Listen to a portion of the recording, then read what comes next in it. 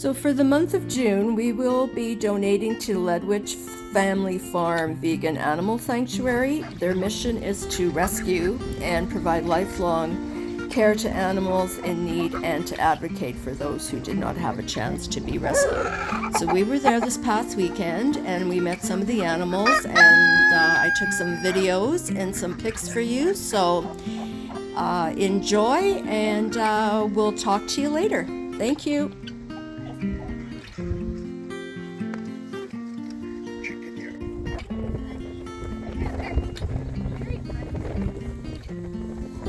Is there anything I could bring to treat them? Carrots? No, That's high in sugar. They're supposed to have, they can have sugar-free courses. okay, you sell those? No. Oh, okay.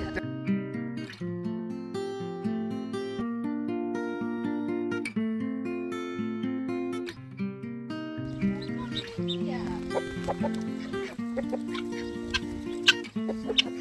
Oh, the ducks like it. They're very happy. Yeah. Yeah, we're gonna get them a kiddie pool and kind of dig it in. Oh, that's another thing I was going to ask you. Last year, I was asking for kiddie pool because the farm we were helping